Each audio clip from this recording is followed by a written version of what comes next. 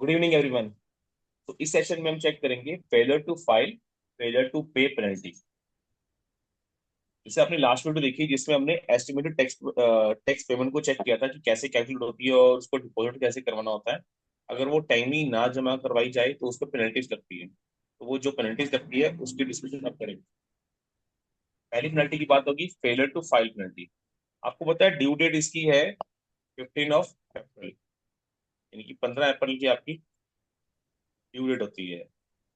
अगर आप extension file कर लो तो वही 6 महीने प्लस हो जाते हैं, यानी कि 15 अक्टूबर हो जाती है।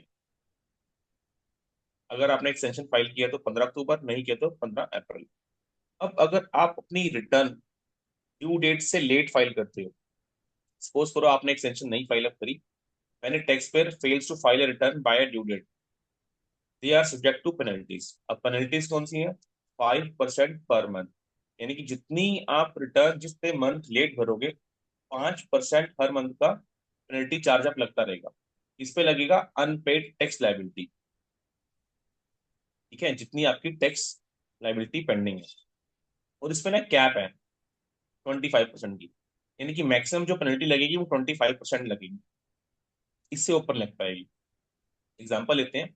If a tax payer obs से 10,000 एंड फाइल्स 5 मंथ लेट, उसकी टैक्स लाइबिलिटी 10,000 की है और उसने 5 मंथ लेट रिटर्न भरी है, तो उस पर कितना लगेगा? 10,000 इंटू 5% पर मंथ। और कितने महीने लेट रिटर्न? 5 मंथ, तो कितना बन गया? 2500। अगर कहीं वो 6 मंथ होता लेट, तब भी उसको 2500 ही लगना है, क्योंकि कैपिंग लग गई उसके ऊपर 25% की। तो नॉर्मली इसमें कवर करते हैं फेलियर टू फाइल पेनल्टी में। अगर आपने रिटर्न अपनी लेट भरी है ड्यू डेट के बाद, तो आपको 5% पर मंथ की पेनल्टी लगेगी, और मैक्सिमम पेनल्टी 25% लगेगी। ये चीज हमेशा याद रखना। और पेनल्टी किस पे कैलकुलेट होगी? अनपेड टैक्स लाइबिलिटी पे। अगर टैक्स नहीं है, no tax due, then no penalty. क्योंकि कैलकुलेशन ही किससे करोगे? अगर टैक्स ही जीरो होगा तो 5% कैलकुलेट किसका करोगे? ठीक है ना। तो यहाँ पर है कि अगर टैक्स ड्यू नहीं है तो इस केस में पेनल्टी जीरो होगी। तो फेलियर टू फाइल पेनल्टी हमने इसमें सीख ली। अब सेकंड है minimum penalty for late filing. इस कॉन्सेप्ट में क्या है?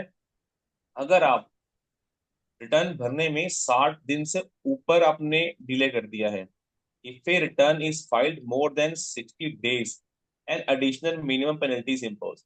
ये 60 डेज का कॉन्सेप्ट आप हमेशा याद रखना। अगर आपने रिटर्न अपनी 60 दिन से ऊपर कर दी लेट, तो आपको अलग वे में पेनल्टी लगेगी। वो कैसे? Penalty is the lesser of, lesser क्या? $510 for return 2024, return file in 2025, यानी कि 2024 की अगर रिटर्न अगर आप 2025 में जो भर रहे हो, अगर उस ईयर की बात है, 2024 की बात है, तो 510 की पेनल्टी है। और 100% ऑफ अनपेड टैक्स लाइबिलिटी। इसको एग्जाम्पल समझते हैं। एग्जाम्पल 1, केस है अनपेड, आपकी जो लाइबिलिटी है वो $200 की है, अनपेड लाइबिलिटी। ठीक है। और इस केस में अगर हम ले समझते हैं कि ये हमारी 60 दिन से ऊपर है, रिटर्न फाइल करने में हमें 60 दिन से ऊपर टाइम लगे, तो उसमें पेनल्टी कितनी लगेगी? पिछला वाला अगर केस खोलते हैं ना, सपोज करो वो 2 मंथ हमारी पेंडिंग है, तो हम क्या करते थे? 200 इंटू 5% इंटू 2 मंथ। तो कितना बनता था उसका? 200 का 5%, 10, 10 इंटू 2, यानी कि 20। तो अगर पिछली वाली कंडीशन खाते तो हमारा यहाँ पे ₹20 का, $20 का पेनल्टी थी।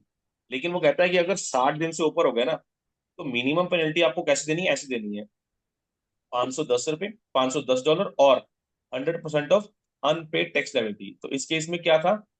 $200 था, 510 और 200। तो उनमें से सबसे लोअर कौन है? 200, वो ले लिया।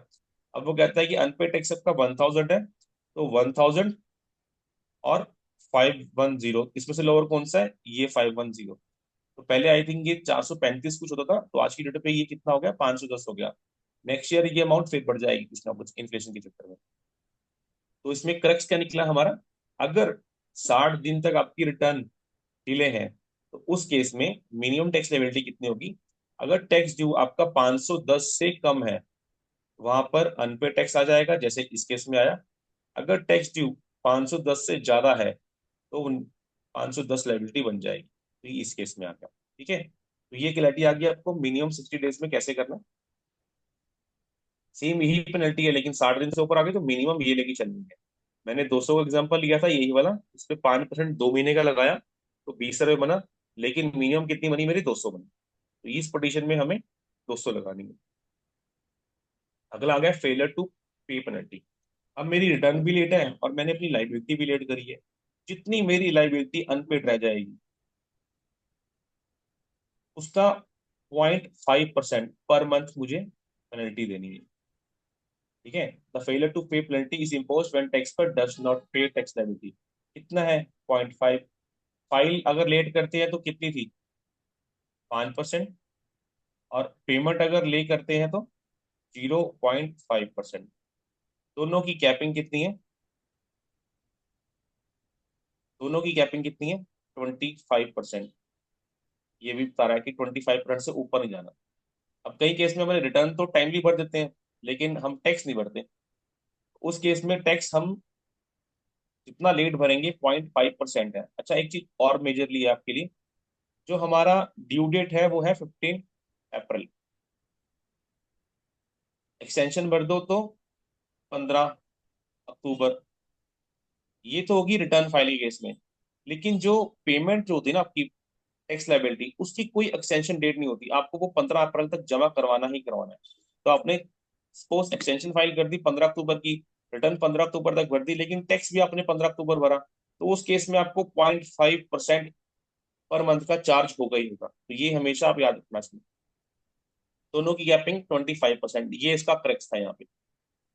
5%, 0.5%, और दोनों की कैपिंग कितनी है, 25% है। एग्जाम्पल ले लेते हैं, 10,000 का टैक्स है 10 महीने के लिए, 10 × 0.5% इंटू 10, $500 हो गया। और ये बिगिन कब से होगी, अप्रैल 15 से। जो मैंने आपको बताया कि एक्सटेंशन फाइल करेंगे तो रिटर्न भरने की एक्सटेंशन मिलती है, टैक्स जमा कराने की एक्सटेंशन नहीं मिलती। और जितना रिटर्न पे पेंडिंग टैक्स है उस पे ही कैलकुलेशन होगी। रिलेशनशिप। अब जो फेलियर टू पे और फेलियर टू फाइल, अगर ये दोनों पेनल्टी एक साथ आती है ना, तो उसमें क्या होता है, ऑफसेट हो जाता है। कैसे पढ़ते हैं, if both the failure to file and pay penalty apply for the same month, दोनों ही सेम मंथ की आ रही है, ठीक है ना, the failure to pay penalty offset failure to file penalty. जो पे वाली पेनल्टी है ना वो ऑफसेट करेगी फाइल पेनल्टी को। कैसे, एग्जांपल समझते हैं। इफ अ टैक्स पेयर ओज 10,000, उसका टैक्स पेनल्टी है, और एक मंथ का उनका अप्लाई है, तो 10,000 इंटू 5% इंटू 1, ये तो हो गया फेलियर टू फाइल यानी कि 5%। फेलियर टू पे कितनी है, 10,000 इंटू 0.5 इंटू 1, $50। तो यहाँ पर ना इन दोनों की पेनल्टी हमेशा 5% से एक्सीड नहीं होनी चाहिए। अगर नॉर्मल में काउंट करते हैं, फाइल की बन गई 5, फेलियर टू पे की बन गई 0.5, तो टोटल कितना हो गया, ये हो गया। तो इसमें कहता है कि जो ये वाली फिगर ना ये इससे ऑफसेट करेगी, यानी कि यहाँ पर क्या बना देंगे, ये 4.5 या 5.5, ये टोटल हो गया 5।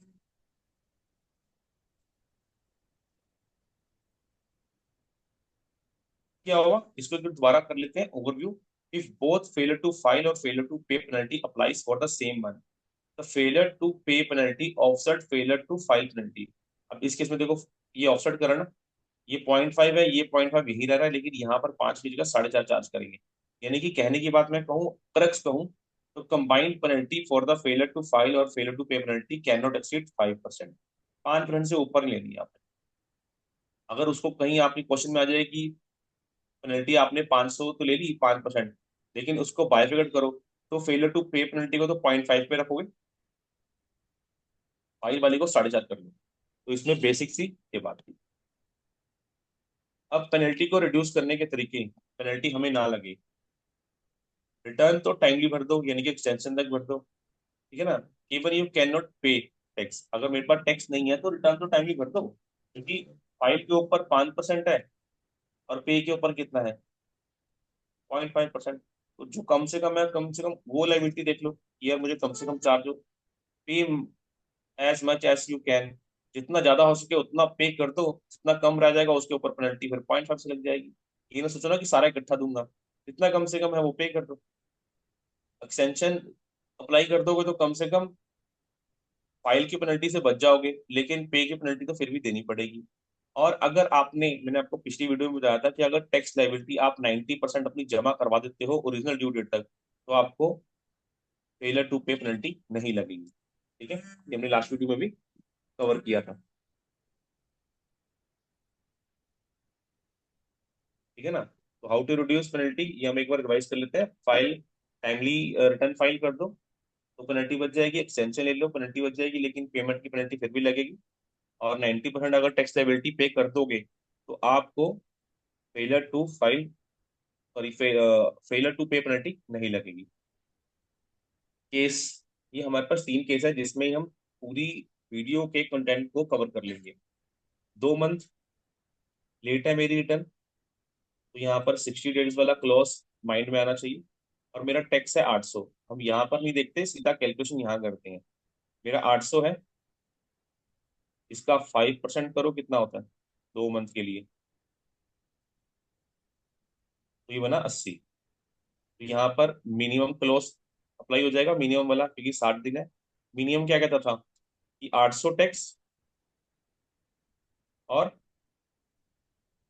510, तो 510 कम से कम आ रहा है, तो ये जाएगा हमारा 80 भी नहीं जाएगा, 510 जाएगा, दोनों का मिनिमम जाएगा। ठीक है, तो यहाँ भी यही कह रहा है, penalty suggested to 510 since the tax payer calculated 80 less than the minimum, यानी कि 80 नहीं कर रही है, लेकिन मिनिमम वाला क्लोज लागू हो गया 60 दिन वाला, तो 510 हो गया। सेकंड केस उठाते हैं। 5 मंथ है, यानी कि 60 वाला क्लोज लग सकता है इसके ऊपर, तो चेक करते हैं। पहले चेक करते हैं इनकी कैलकुलेशन कैसे है। 2500 के ऊपर 5 मंथ 5%, 625। अब यहाँ पे मिनिमम वाला क्लोज लगा के देखते हैं। वो कहता था एक्चुअल 2500 और 510, तो यहाँ पे मिनिमम कौन सा है 510, लेकिन जो मिनिमम वाला आ रहा है ना, और जो हमारी कैलकुलेटेड 625 है, तो उन दोनों में से जो हायर है हम वो ले लेंगे। यानी कि यहाँ पर वो कह रहा है 625 ले लेंगे, यहाँ पे नो मिनिमम एडजस्टमेंट नीडेड। जो टैक्स है ना, वो हम हमेशा हमारे से ज्यादा ही मांगेंगे। एक्चुअल कैलकुलेशन क्या 80 की बनती थी ऊपर वाले में, लेकिन उन्होंने हमारे से 510 जमा करवाया, उन्होंने 60 वाला रूल एप्लीकेबल कर दिया। उन्होंने कहा दिया कि मिनिमम तो ये देनी देनी है, यानी कि एक्चुअल वाली और मिनिमम वो देनी है। तो एक्चुअल हमारी 80 बनी, मिनिमम हमारी 510 बनी, तो जो मिनिमम हुई वो हम कम से कम वो दे रहे हैं 510 वाली, ये तो देनी देनी है। इस केस में क्या हुआ, मेरी एक्चुअली 625 बन रही थी, तो मिनिमम वाला क्लोज लगाता हूँ तो वहां पर 510 बनता है, तो कहता है मिनिमम उस वाले क्लोज को छोड़ दो, अब 625 ही मुझे दे दो। सी केस 6,000 है 8 महीने के लिए, तो 8 महीने का तो कैलकुलेशन होता ही नहीं है, तो 5 महीने तक ही जाएंगे। यहाँ पर जैसे ये 2400 कर रहा है, 8 महीने को लगा रहा है, लेकिन वहां पर वो कहते हैं कैपिंग है 25% की, तो 25 के अकॉर्डिंग 1500 बनता है। ठीक है, तो इस वीडियो को जल्दी जल्दी रिवाइज कर लेते हैं। फेलियर टू फाइल पेनल्टी, मेरी 15 अप्रैल की ड्यू डेट है और 15 अक्टूबर की एक्सटेंशन की ड्यू डेट है, तो उसके अकॉर्डिंग जितना लेट करूंगा मुझे 5% पर मंथ देना, और उस पर कैपिंग कितनी है, कैपिंग है 25% की। ठीक है ना, तो ये मेरी कैपिंग आ गई।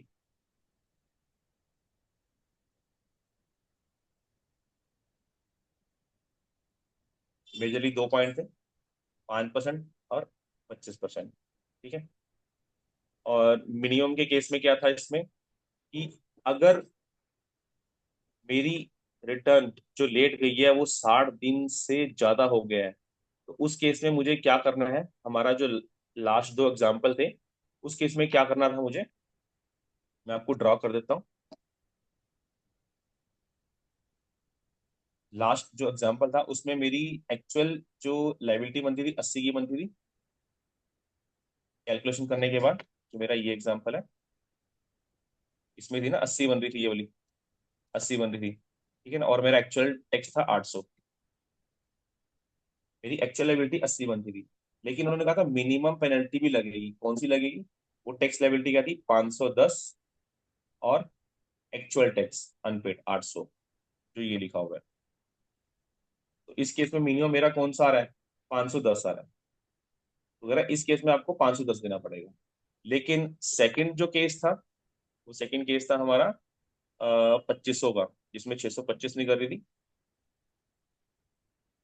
अब सेकंड केस में मेरा क्या बना था,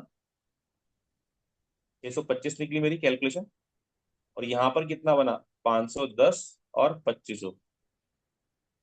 इस केस में मेरा मिनिमम 510 बन रहा है, तो मैं 510 ही लेना चाह रहा हूँ। लेकिन वो कहता है कि आपकी जो एक्चुअल लाइबिलिटी ना वो ज्यादा है, तो हम आपसे 625 ही लेंगे। दोनों तरफ में आईआरएस अपने फायदा देखती है। 60 वाला रूल लगा दिया, जब आपको लग रहा है कि लाइबिलिटी पेनल्टी कम पड़ रही है तो उसने 60 वाला रूल लगा दिया। जब उसने देखा कि पेनल्टी ज्यादा, तो उन्होंने कहा कि मिनिमम नहीं लेंगे आपसे हम, ये वाला रूल छोड़ दो, अब इसी में आ जाओ, 625 में आ जाओ। जो एग्जाम्पल आपका 2 था इस केस, तो मिनिमम वाला देख लिया हमने।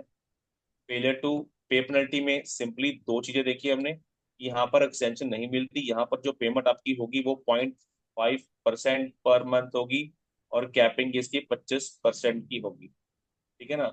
ये तो बहुत सिंपल था, इसके अंदर तो यही देखना था कि 0.5 और 25% कैपिंग।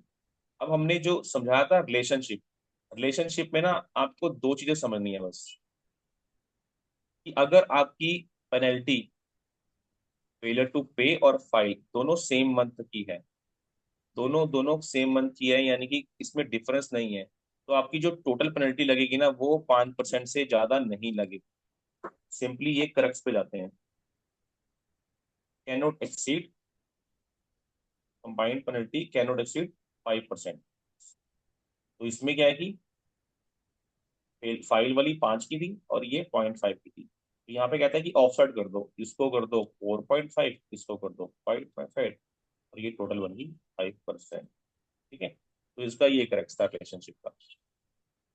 हाउ टू रिड्यूस में हमने देखा कि अपनी रिटर्न टाइम से भरो, पेमेंट नहीं है तो कम से कम 5% बचा लो अपने, 0.5 पे टैक्स पेनल्टी दे देना, और जितना हो सके पेमेंट कर दो, ताकि जो पेनल्टी ये वाली लगे वो भी कम लगे। रिक्वेस्ट फाइल करो ताकि ये वाली पेनल्टी लगे ये ना लगे, क्योंकि फाइल तक एक्सटेंशन टाइम तक आप रिटर्न भर लेना। और 90% तक अगर टैक्स जमा करवा दिया एक्चुअल लाइबिलिटी का, तो आपको पेनल्टी नहीं लगेगी। कौन सी नहीं लगेगी, फेलियर टू पे पेनल्टी। और ये एग्जांपल हमने कर लिए थी ना। ठीक है, तो ये हमारी वीडियो थी पेनल्टीज पे, और ये हमारा ऑप्शनल नंबर है। अगर आपको ये कोर्स के रिगार्डिंग कुछ भी इंक्वायरी करनी हो तो आप हमारी टीम से कांटेक्ट कर सकते हो। Till then take care, bye. और हमारी नेक्स्ट वीडियो बहुत जल्दी आएगी। ठीक है, तो